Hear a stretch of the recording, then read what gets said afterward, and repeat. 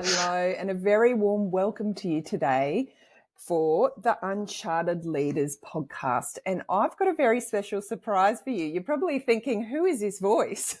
My name is Vanessa Vanderhoek, and I am going to interview today Kylee Stone, the host of the Uncharted Leader Podcast. And the reason being is because when she interviewed me for the podcast, I asked her and I said, look, when I was on your podcast, there was no story of yours and you are a storyteller. How about we get your story out there? So that's what we're going to do today. Kylee is a formidable leader. I'm really proud to be her friend and have known her for many years. She's a descendant of the Waka and Kullili First Nations people with 30 years in business of storytelling and leadership. She really works hard at helping people unlock their hidden potential, and she works with emerging leaders all around the world. She's worked in consulting. She has this really amazing talent of getting to the root of what matters and why and what makes people tick. And if you've worked with Kylee, you'll know that she's very authentic, very present, and really takes a really keen interest in you and the other people that she's working with, if it's your team or your organization or whoever. She has earned lots of awards. So in 2018, she was one of 13 Indigenous leaders who were awarded the NAIDOC Because of Her We Can award by the Queensland government. An amazing achievement, Kylee. And then in 2020, during the peak of the pandemic, she delivered a global wellbeing program for Qantas. And that earned her some really significant recognition as one of LinkedIn's top 20 voices on resilience. Like I said, she's got this really strong reputation for being a storyteller and telling other people's stories. But today, as a guest on your own podcast today, Kylee, you're going to share with us your journey as a leader, your obstacles and lessons that you've learned, and what you have gone through from the corporate ladder, climbing it to your dream job as a marketing and strategy executive for News Corp Australia. So if you're listening to this from another country, that's a big organisation, having 3 young children in 3 years and achieving unprecedented success while navigating a lot of ups and downs in her personal and professional life. So welcome, Kylee, to your own podcast. Thank you, Vanessa, and thank you for being the person who really gave me the opportunity to sit on this side. And it's I noticed even coming in today, I really had to challenge myself about even preparing. And I'm like, oh, that's right, I'm not on that side today. So I'm really, and look, I'm so glad it was you. You know, our journey is having first started working together when you were doing the, you know, that global movement for flexible work. And it was a big passion of mine. And so when you asked me, I just thought it couldn't have been a perfect person. So of course my answer was yes. Oh, I love it. So I think the big question that we're going to start with is why? Why did you start the podcast and why did you call it the Uncharted Leader Podcast? Yes, we all want to know. Yeah, so I launched the podcast first in 2019, and that was obviously, I think in timelines we often talk about pre and post pandemic, right? But I launched it. I had been thinking about doing it for some time, and it was one of those moments where I was having a conversation with myself about how when I coach others, I say, you know, thinking about things is just a waste of your effort. If you're going to do something, then just do it or make the decision to do it. So that was what happened to finally get it started. But it was off the back of my commitment to resolve one particular concern I had, which was the gap that existed in leadership. And specifically that there is the gap between leaders' commitment to doing their best. You know, there's a high proportion. In fact, there's really some really great research that I came across that said 77% of leaders feel like they're doing a really good job at inspiring people. And then conversely, 82% of employees say their managers are lacking in leadership skills. I was like, gosh, And so, it just, look, it came to my awareness because at that time, I'd had my journey as a leader, and at the same time, I was obviously before being a leader, it had me look at what was my opinion about leadership before I was a leader. And I went, that's interesting. So I knew a couple of things. What I knew to be true is that when you get into a leadership position, this is a broad generalized statement, but certainly for myself, I knew that I had a massive commitment to making a difference and doing the best that I possibly could for other people. At the same time, I knew that I wasn't that great. You're very honest. I made a lot of mistakes. And so immediately I thought, oh, gosh, if anybody had been on the receiving end of my experience as a leader, they probably would have said, yeah, she lacks in leadership skills, despite the fact that I'd invested a lot in my own leadership, right? So there were just certain things. And, look, a lot of it did come up around my navigation of being a mum. Mm-hmm. And I'm going to blame the hormones, but there were times that I was very hormonal and wasn't very pleasant. But I knew in my heart that people who get into leadership get there because they do have an exceptional skill in doing what they do in their job, and they do have a commitment to doing the best for others. And at the same time, I also knew there was a lot of obstacles for those who had a commitment to getting into leadership and were constrained by not being able to do that, because with a hierarchical model, there are limited opportunities for you to be able to do that. From my own personal experience, I never had that obstacle.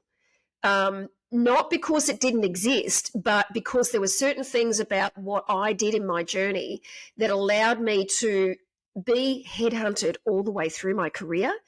And when I shared a lot of those things with others, immediately it gave people access to breakthroughs. And I thought, I got to show people that it is possible. And, perhaps sharing my commitment about that will give people insights on how they can go about that without all the normal perspectives about those obstacles, and how can you get into leadership regardless of those barriers. So that was what had me want to do it. And as for the name, you asked me about that. Yes. And look, to be honest, which is, I don't even know why I say that, because it's not like everything I say is dishonest. But look, it was at a time after I'd just been at TEDx and in Newtown. They'd launched in Newtown, and it was a specific event around the empowerment of women.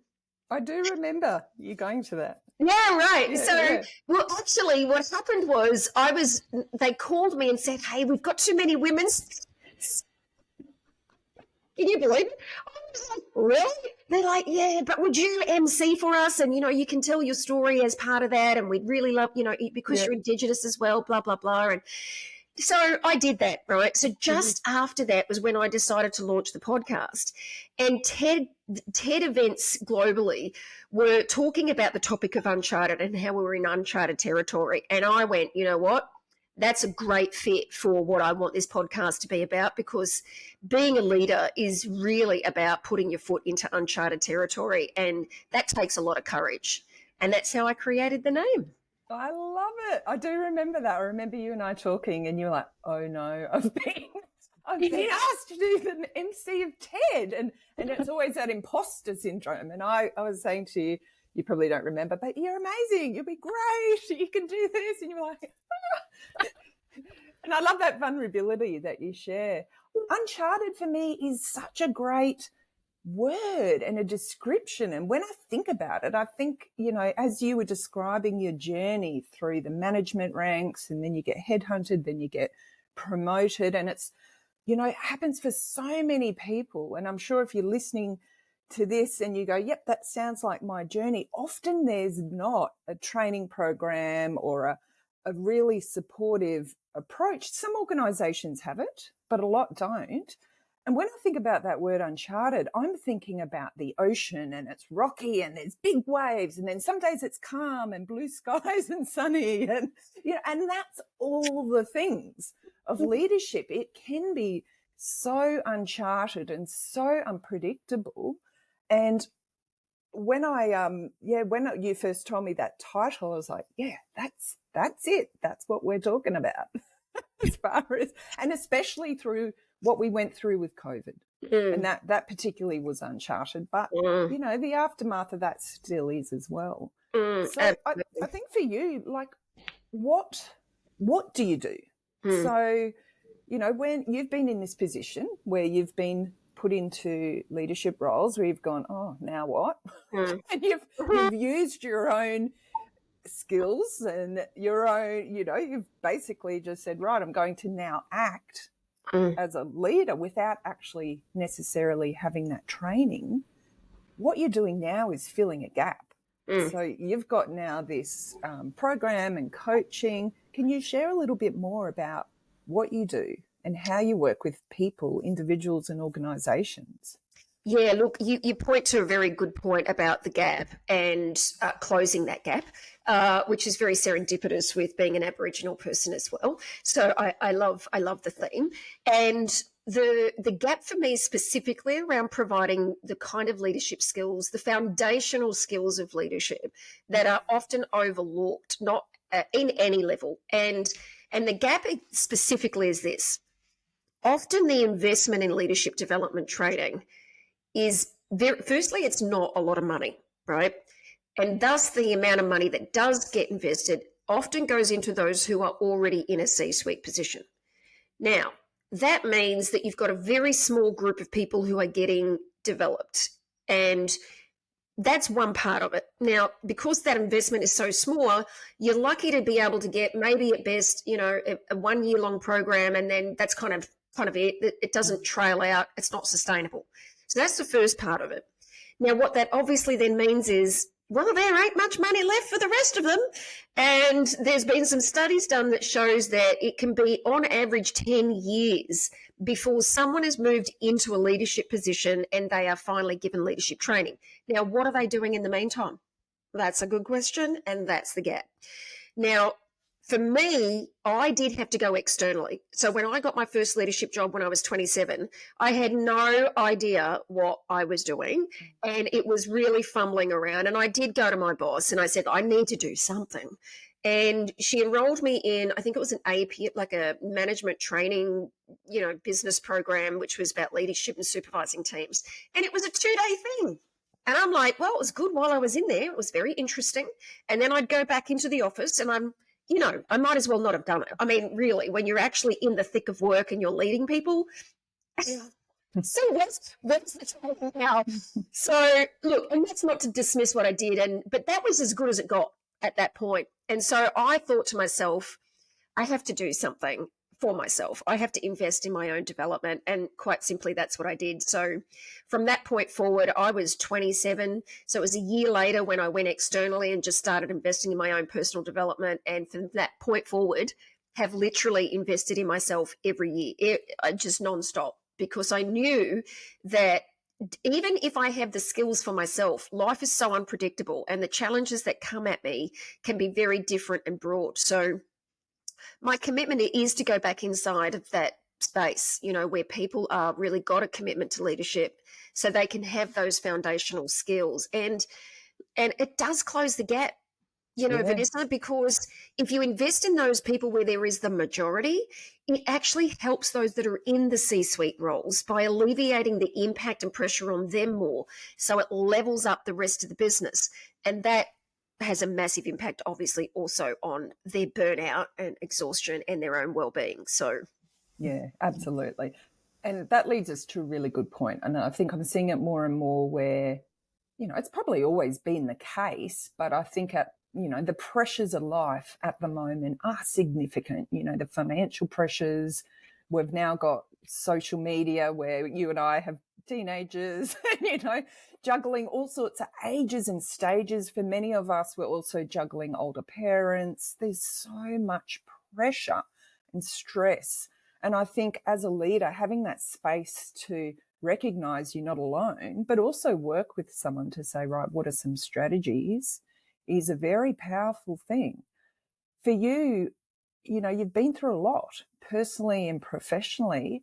When you think about how you manage your self-care as a leader, would you mind giving us your thoughts on what's worked, what's not. I know we try lots of things, and we spoke about in my podcast about how you and I both gave up alcohol, and that was really life-changing. What other things have you done?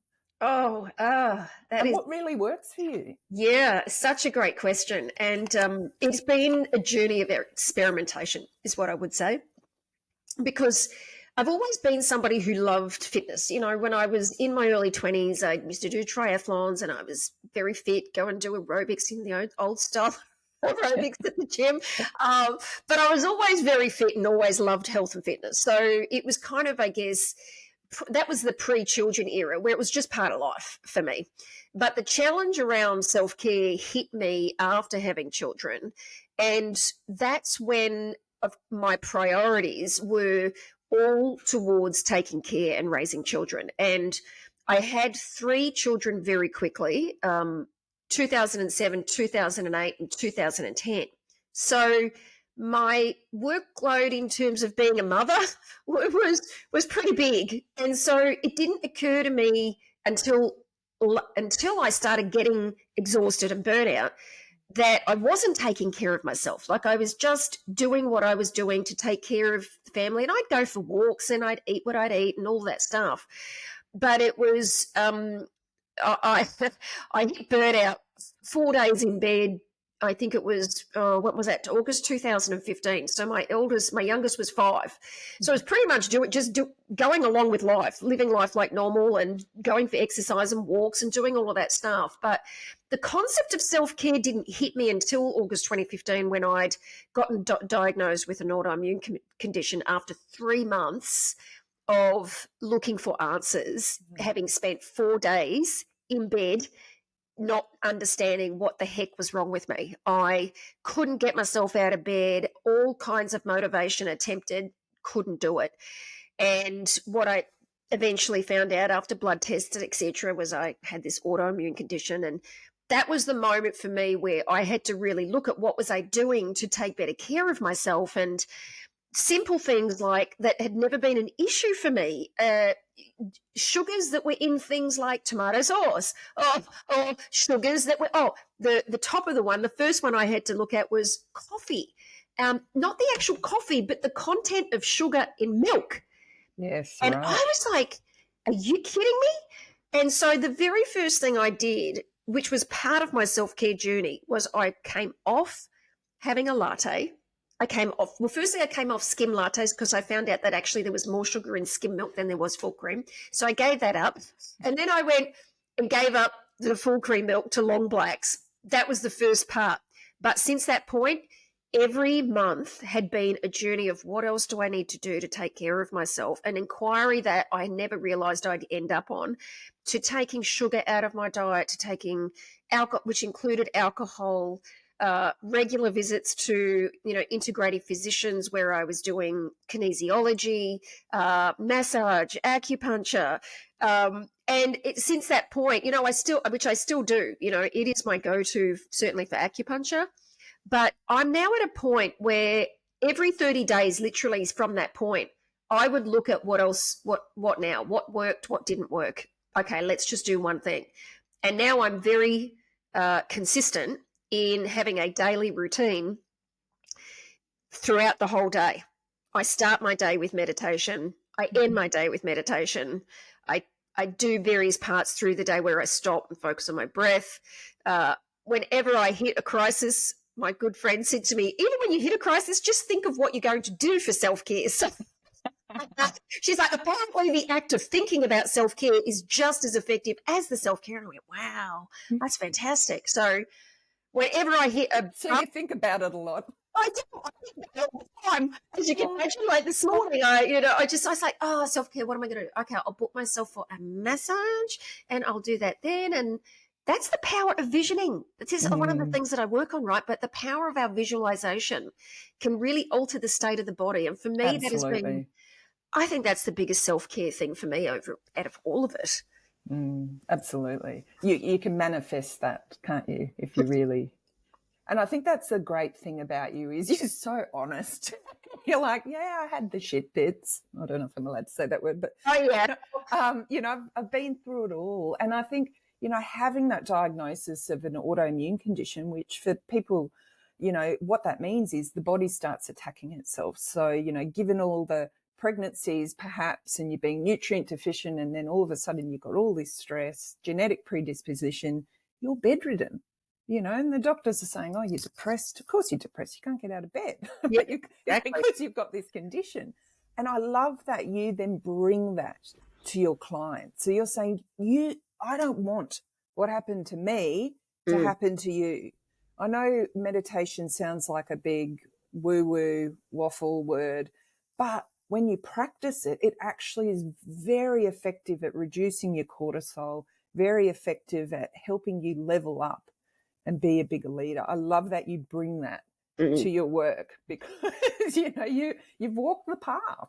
You're not telling people to do things just because it says in a textbook. It's because you've done it and it works. God, yeah.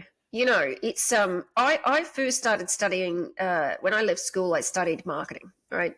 And one of the gurus on motivation in positioning for marketing and consumer behavior was Abraham Maslow, which taught you about the human's basic needs. And in a marketing context, if you talk to a human's basic needs, you're going to be more successful as a marketer, right? But it came full circle when I was on this journey, because as I was looking at it, I went, oh, how much I invest in self-actualization, which is the top of the pinnacle, and I ignore the bottom of the part, which is the biggest part of the foundation, which is our basic needs of our health. And I looked around me and I was like, I'm not alone here. There is a lot of people even if we just go to the meetings we have in the organization, right? It's full of sugar, pastries. And it's like, yeah, we're not doing a real good job at making sure we take care of the foundations. And so for me, when I designed this program that I do for emerging leaders, I was really, one of the core pillars is around resilience and well-being. And that includes an aspect of health, because if you don't have your health, you don't, that's a whole can of worms in itself, but your health is the foundation for sure. Absolutely. And can we talk about that for a minute? Because, as an integrative health professional, I ask people, what's your current stress? What's your level of resilience? And Kylee, I would say a large percentage, if not half, when I ask them that question of resilience, they say, oh, no, I've got really bad resilience. It's really poor. What do you find when you're working with leaders? And, how do you support them to build that skill set, which is absolutely so critical, because it amazes me. People in their 30s, 40s, 50s are saying, no, I don't have that. Yeah, it is very common. So I am certified in the neuroscience of resilience, which is there are 6 key domains that directly influence somebody's ability to develop it. The biggest obstacle, however, is that for the most part, most people just think you either have it or you don't. Oh, she's a very resilient person, or oh, they're a very resilient person. But resilience is it's a skill. It is a skill to be practiced. And I do know, because that particular, so I have a diagnostic, for example, that tells people specifically where their strengths are and what needs to be worked on. And how can people do that, Kylee? If they aren't doing your big program, can they just do that with you one-on-one? Sorry to cut you off. Yeah. So the great thing about that is that you can, so firstly, on my website, you can just get a diagnostic. You can purchase a diagnostic and it gives you your own report. But together with your report, you get an app.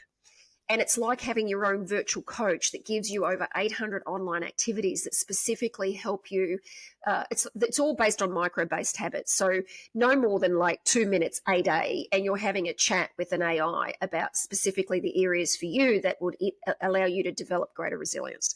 Amazing. So that's a extraordinary, right? Because then you don't need to have a high amount of money, or you don't need to invest a lot into that to be able to get resources and then it's on your phone. So it's 24/7, which is even better. The thing that I do know is that so the company that I've worked with to do that, the guy is extraordinary. He's worked in the areas of resilience in leading organizations for decades. He built the platform in partnership with his father, who was a clinical psychologist. And so what they do, they're based all in research, right? So they've been doing research for a lot of times, a lot of papers on it. If you go to hellodriven.com, you'll find all the research. But he he does research every year, and what we know is he's trended it all the way through pre-pandemic, pandemic, post-pandemic. And statistically, 9 out of 10 Australians do not have a sufficient level of resilience. 9 out of 10, there you go. Yeah. So it is very high. Yeah, right. And the barrier is that people's perception of resilience. And so the piece of education that has to happen around it is that, first and foremost, resilience is a skill that you can develop, therefore get more of. The second one is to assume that resilience is just about bouncing back. You know, I can pick myself back up and get back up again. Well, actually, that's actually not resilient. So in this context, he's gone ahead and done this, investigation about putting health into research, because if you are resilient, for example, one of the things that you will notice is when you make a decision to take an action that is good for your body, you will do it rather than find yourself drinking alcohol, eating things that are not good for you. So it's more about optimization of health and being able to operate at a peak level of performance and thriving, not just bouncing back and, what do I used to say? Toughen up. Sometimes toughen up. Just, get over it. You'll move on. Yes. Well, we were told that, weren't we? Exactly. Often growing up. Yeah. Yeah. So I think for you, your purpose is ignite inspiration. So I would love to know, what does that mean and how do you do that? Yeah, it's interesting. I notice one of the things that I've been teaching myself over the last couple of years is how to be more effective in my own communication. So that's kind of one of the modules that I talk about in the program. And the reason that is because of what words mean and what we believe it means based on what we've been taught. And the word inspiration is a perfect example, certainly from me, because to me, inspiration at first was, to inspire people, like to be joyful and, be somebody who others look up to, and it's exciting and happy. And what I discovered is actually it's a lot more than that. And so I was actually listening to an audio by Dr. Wayne Dwyer, who's now late Dr. Wayne Dwyer, but extraordinary human being in the area of inspiration, but a very spiritual connection and a deep connection to it, which was very similar to an analogy I heard about Michelangelo and in his creation of the statue of David. And when he was asked how he created that statue of David and the statue of giants, if you go Google that, was that someone said, how did you create such a masterpiece? He said, look, I just chipped away everything that was not David. And David was in the middle, right? So it was already there. And so in this audio that I was listening to with Dr. Wayne Dwyer, he said it's the same for us as a human being. He said it's not like suddenly you have a purpose or suddenly you're inspired, which is in spirit, which is actually a connection to your soul's purpose. Yeah, I felt that. I was like, wow, that's really profound. And then he goes, he said, it's not like it doesn't exist. He said, it always is there. It's in every thought, every feeling, every emotion, every action. He said, the ability to connect with it and to be in spirit comes more from being able to identify where the tarnishes to that connection are and removing them. And I'm like, it's my purpose. I'm like, oh my gosh. I'm all about how do you clean those, remove all that stuff and reveal what's truly inside. And so that was when I actually got the word in spirit. And inspiration is really those moments when you're connected to your soul's purpose. You're in spirit, which is fundamentally what every human being on this planet is here, was born into this world with just full of joy. You look at, obviously as a mother, and you can relate, I no doubt, but those moments when your child is born is just pure joy, right? They come into this world to be a human being in this great world, and then suddenly teenagers and they become something else. But we all have that. We're all born into this world a particular way, and it's like, how do you restore that sense of self so that you have freedom and courage and joy and fulfillment? And so for me, my purpose is to ignite that presence in others so that whenever I'm in an interaction or a conversation with someone, I'm always listening for that part of who they are. They're just their real sense of greatness. I love it. And I suppose when you're running your program, so throughout the program and then the end of the program, you would see these transformations. It only takes often a second or a person to say something or a realization, and then in a moment, a person can get that inspiration and get that light bulb turns on, and they change for the better. Can you share with us a couple of stories? Don't give us names, but of memories of working with people where you went, wow, this is why I do what I do. This person's transformation, or, how I've ignited their inspiration has really lit me up. Oh, gosh, there are so many. Give us a few. So just one recently, in fact, when you were just sharing that, immediately I was present to, because it is in a very split second, it happens. And there's been a few times where it's actually shocked me at how quick it can happen. And so recently I had a one-on-one. It was the first conversation I'd had with a one-on-one client. She'd been participating. She'd done a couple of sessions in the Emerging Leaders program, and her manager reached out and she said, look, would you mind if you could do a one-on-one with, this person? And, she's really a critical part of the team, and she's, up for being a leader, and she's really struggling with identifying her purpose was the reasoning, right? So we just come off the back of our second session on leading with purpose, and I said, sure, I'm happy to do that. So I went and I remember sitting in the coffee shop with her, having a chat, and of course my first question is, so why are you here? Why do you want to talk with the coach from your point of view? Because especially if somebody else invests in it, they've got a perspective about what they think, but often it's very different. And what usually happens when I ask that question is not what originally comes out of the mouth. When they start, they're like, usually it is, I've been applying for a job and it hasn't been coming off, and, it's just keep relentless pursuit of not getting through to the job that I really want. Okay, great. And then you get to them and go, I really want to connect with my purpose, and I saw this other stuff. But anyway, she says to me, she says, yeah, I'm not sure I'm in the right place. I'm not sure I'm in the right job. I'm not, I don't know what I want to do anymore. And then suddenly I'm like, really? And I said, so here's what I know about purpose, right? When we are not addressing what we're afraid of, we go looking for, trying to find the next shiny object. Mm. So I said to her, so firstly, your purpose is not something that's going to come out of somewhere else. It's already within you where you are. So you will already be fulfilling on it right now where you are right now. I said, so can I ask you a question about what's happening that you don't feel like you can fulfill on the impact that you're committed to having now in the role that you do have? Because whether you get a leadership job, 10 years from now or now, your opportunity is to be that for yourself right now.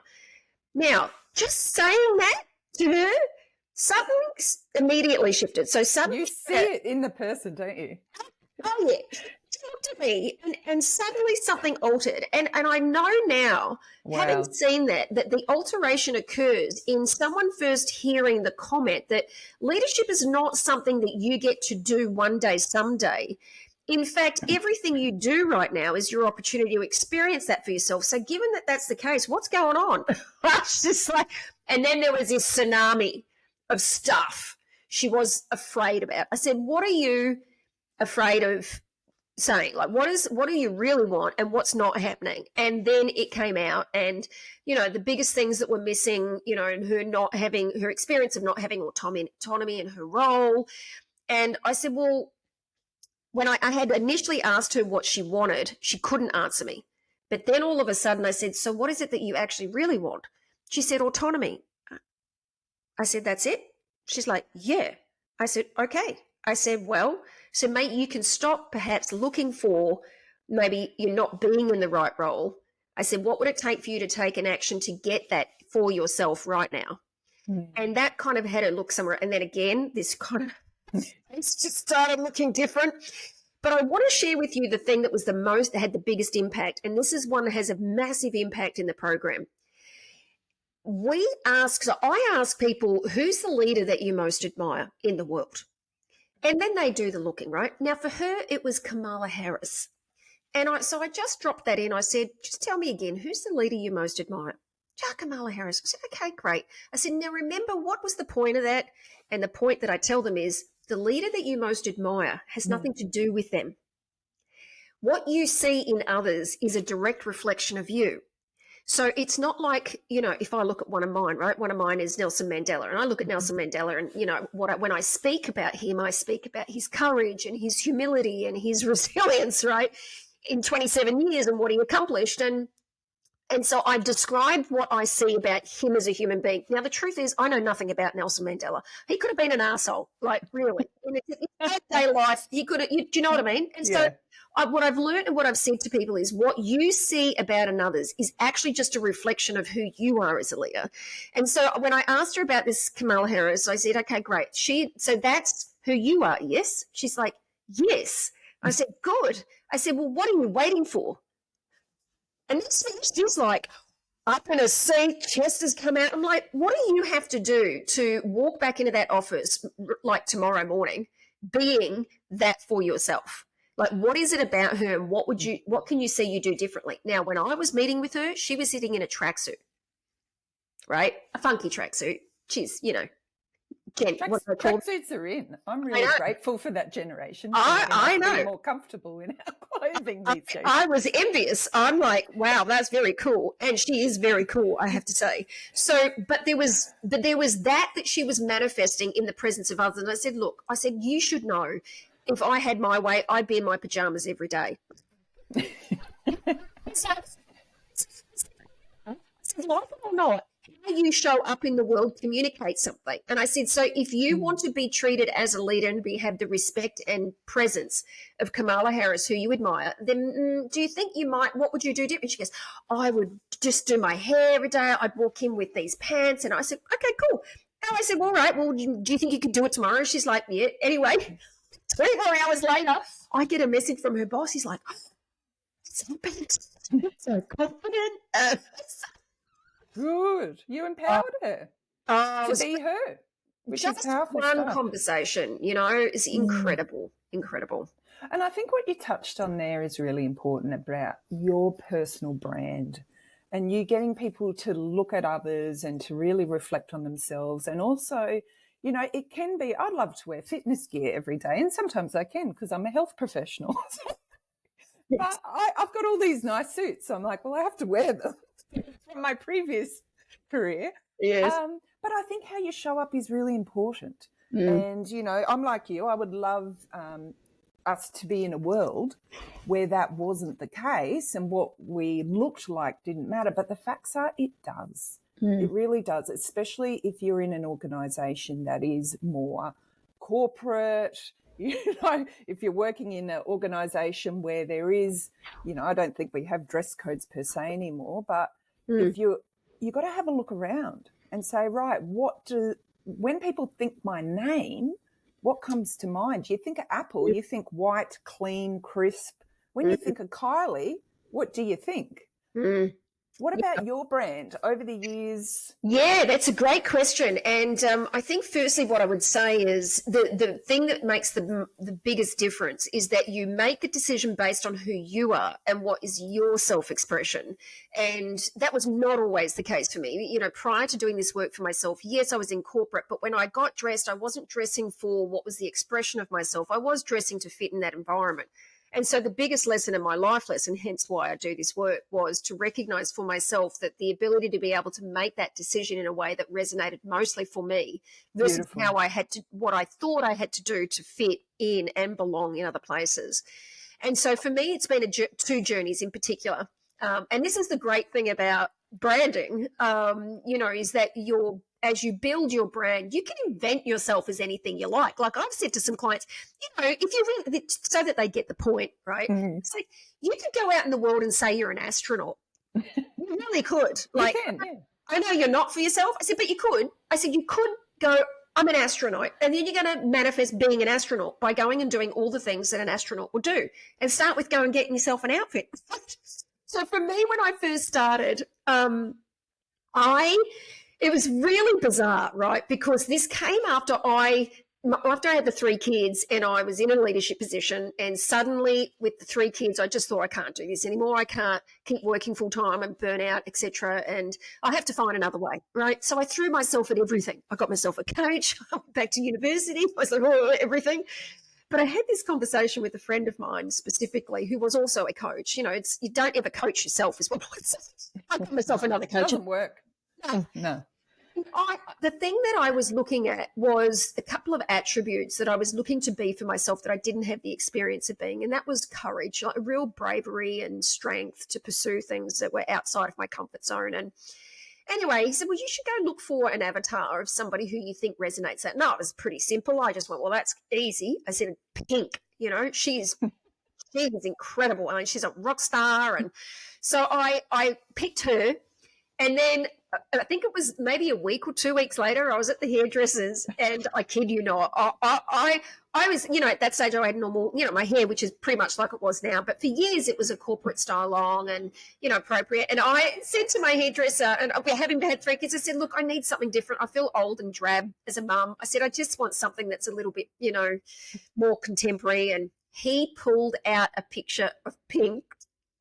I remember the haircut. My gosh, you did it. No way. There is no way. Now, of course, here I am saying... You did it for years, though.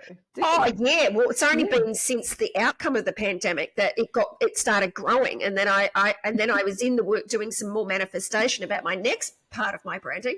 But I'd really accomplished that. That was a vision. And I guess that's where I also got for myself the aspect about vision. It does have an end where purpose is forever. Your vision is something you can accomplish. And I had a real vision of being really courageous, and I fulfilled that vision. And what became next and available for me was this aspect of real compassion, kind of a much gentler, joyful experience for myself of love. And then I started looking at, well, what does that look like for me? And it was kind of a blend. Like I've always, for me, you know, ever since I was 8 years old and watched Oprah on TV, I wanted to be just like Oprah. You know, she was just so gracious. I think actually gracious is probably the word, but just so gracious and humbling to share some of the most incredible stories, and then to have the courage to share her own. And so she was one of it, but I kind of had a bit of a blend with her and J-Lo because I like J-Lo's sexiness. Myself, I wasn't sexy. So I was like, they started to become my new avatar. And now, ironically, post-pandemic, when we started growing the hair, the kids are like, grow your hair. And I'm like, no, I'm not growing my hair. And now suddenly, not only is it longer, but I don't know how it's happened, but I have all these curls that have come back. Apparently, when you're menopausal, it just alters the structure. So look, your brand is an expression of who you are across, and we talk about this in the first module of the program, but for me, you are your brand. And to communicate your brand, you've got to get what are the core values at the heart of who you are. Like who are you for yourself? What is that together with your purpose and your vision? And when you combine those things, it really communicates who you are in the world. So for me, my purpose is to ignite inspiration, and my core values of courage, love, and acknowledgement are around my presence to impact the world. And so for me, those things, I guess they show up in how I present myself a lot more on social media, which I did not in the past. And, you know, that was a courageous act for giving all of my opinions about social media. Oh, dear. But, you know, like you said at the beginning, Vanessa, I started telling everyone else's stories because I really was not for myself ready to throw myself out there, and all of my concerns about what if and all of that. And now I'm on that other side, and it's never any surprise when it happens.